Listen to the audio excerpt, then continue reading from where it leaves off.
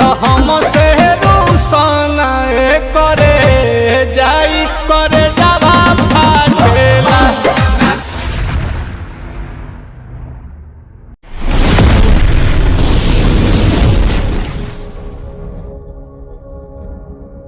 का भइल?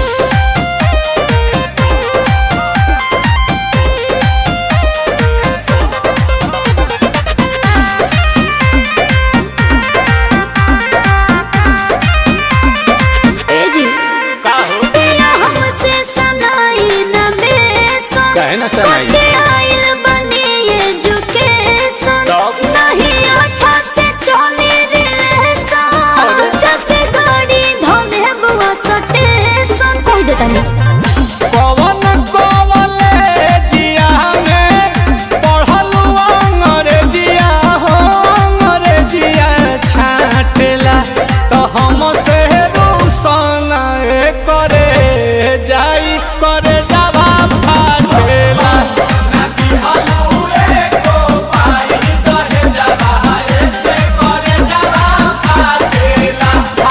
दहेज चली तरह के तुम ना देख लो हो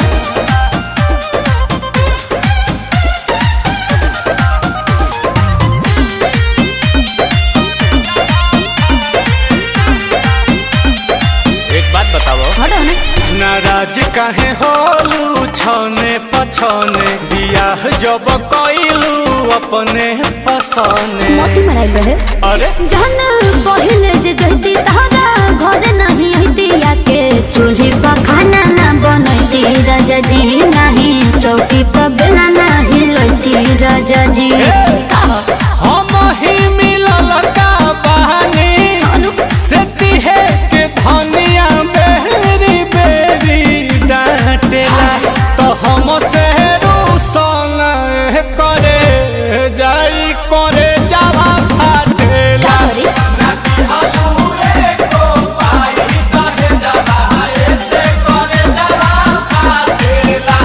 दिमाग मत गरम करो बुझाई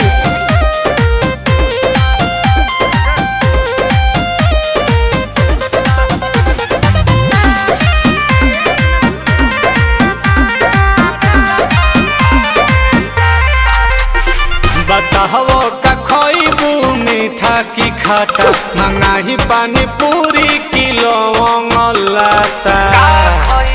झिया जर देनी सासु हो आसु प्रियंसु राते दही ना सही रहे जमल राजा जी ना बहाना घोटात नील कमल राजा जी मत पूछो बिहिला अंगूर तोभा गेलू दूर दूर तहर कुकुर काटेला तो हमसे रूसन करे जा ई करे जावा फाटेला।